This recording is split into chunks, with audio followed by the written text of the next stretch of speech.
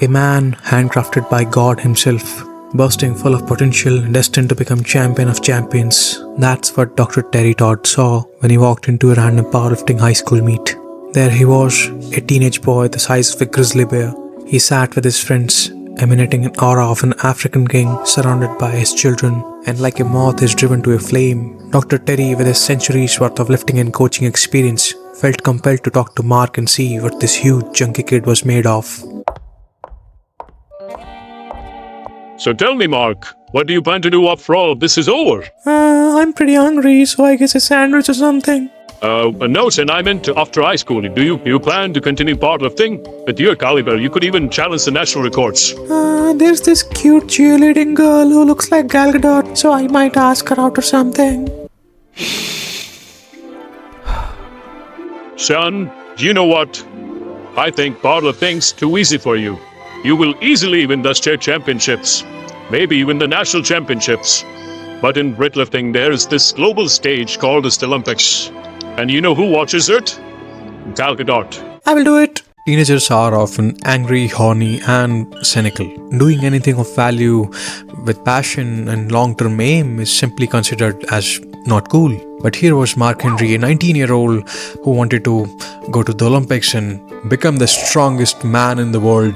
The boy from a small town of Silsbee, Texas, packed his bags and kissed his mother goodbye. He arrived at Austin, Texas, only to be stopped by a man named as Angel Spasov. Spasov used to be the head coach of the Bulgarian weightlifting team.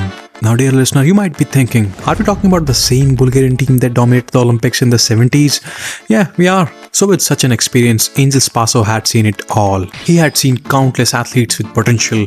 He had coached people who went on to win medals at the Olympics. So in the face of Terry Todd's praises for Mark Henry, he stood there, totally calm and stoic.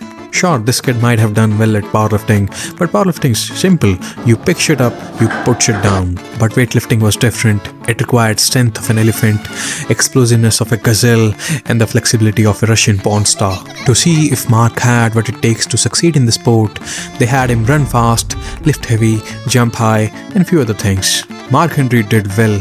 Mark Henry did so well that the reaction was, "What the fuck? Is this kid really 19?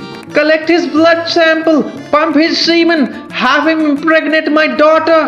And thus began Mark Henry's Olympic weightlifting career. The life is simply about training, eating and sleeping. Lots of manifestation sessions, nofap and cold baths. Now listen carefully. This was August of 1990. The next Olympics are about to happen in July of 1992. That's almost 24 months. And we are talking about the global stage here. There are kids in China who started at 9 and retired by 19. Russians are swapping their urine to bypass the drug test. And Kazakhstan is using doppelgangers. North Korea just shoots the drug inspectors. And we are talking about guys who have trained their whole lives for this shit. So if we expect some guy to make it to the Olympics in the span of 24 months, that would be ridiculous, right? Delusional. And that is exactly what the coaches thought. The chances were slim. But then something suspicious started happening. Every new session Mark would come in, he would set a new personal best. At the end of the 90th day of his training, Mark snatched 343. John Davis, Norbert Szymanski, James Bradford, all of these are American Olympic medalists. Before the advent of anabolic steroids at the Olympics, these are the strongest people to ever touch a barbell, and despite dedicating their whole lives to the sport, they still could not cross 330 in the snatch. All it took for Mark was 90 days to shatter that record and continue forward. His technique was far from perfect, but who the fuck needs technique when you can just bully the weights around? Upon seeing Mark's performance, Lynn Jones, the US weightlifting coach at the time, commented, "The greatest natural talent I have ever seen." In the next year of 1991, Mark competed in the Junior World Championships. Due to his participation, the team placed best ever position they had since the team's inception. They placed 9th. Mark did a total of 326 kgs and qualified for the Olympics as he turned 20. Now you might be wondering, I've been praising this guy for 4 minutes and 40 seconds. So shouldn't he when? Well, I guess that's life for you, huh? It does not make an awful lot of sense, does it? When the 92 Barcelona Olympics happened, Mark Henry placed 10th. Surely I would love to say how a small town, gentle-hearted boy comes out of nowhere with great talent, defeats all his foes, adversaries, enemies, marries the princess and sits on the throne to bring peace to the kingdom forever. The classic heroic story remains limited to books only. Reality is indifferent and cruel. The plans of men and mice, as they say. When failure happens, there are 1,000 different wrong reactions to choose from, yet only few right ones. And Mark Henry chose the right ones. It's time for the next Olympics! Let's fucking go! In the next 4 years, Mark only went on to improve as a weightlifter. He went on to become the US weightlifting champion in 93, 94, 96. The USAPL powerlifting title in 95, becoming the first guy to ever deadlift over 900 in a drug-tested meet. And the first ever American weightlifter to total 400 kg in a competition. When the time for the Atlanta 96 Olympics came, Mark started to get so much media attention that it started to hamper his training. The solution to this was quite eccentric. They set up a training camp at some isolated island, Canada. The island called is Ironbound, a serene environment full of birds, wildlife, the beach, hot sexy mermaids. The Olympics was just 2 months away. The island was visited by the HBO network. They wanted to record how Mark trains, what he eats, how he spends his days. So what does Mark Henry eat? The answer was a fuck ton of food. Eggs, strawberries, English muffins, milk, orange juice, pork sausages, hash brown potatoes. That was only the breakfast. A 60-foot grey whale washed up on the island in the 1950s. Yeah, 1950s. And they were still eating it in the 90s. Mark Henry at the time weighed around 180 kgs. That's a lot of weight. Still less than your mom, but still a lot of weight. To maintain it, of course, one has to eat a lot. For relaxing after his lifting sessions, Mark would check out the birds, the animals.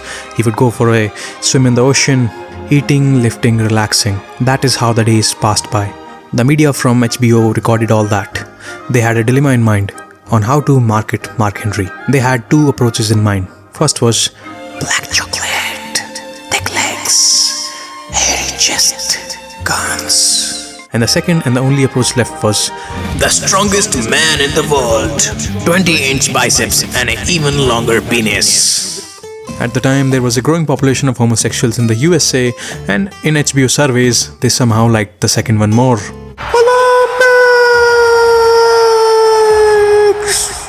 It is the Olympics. For an athlete, there is no greater stage. Imagine the Olympics happening in your own country and the media has hyped you to be shitting gold.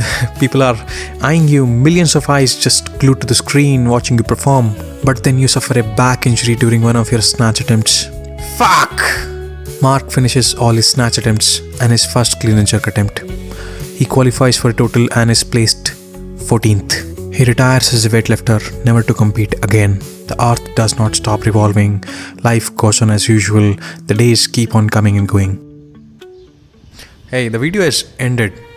This is a kind of a video where I try to remove any kind of fluff and statistics, numbers, just kind of a narration style of videos. Do you like it? Maybe you don't. If you don't, that's totally chill. But if you like it, I will be making more videos on more weightlifters, athletes, food, I don't know. Subscribe if you want to see more narrative style videos. If you don't like it, it's totally chill. That is just not your thing.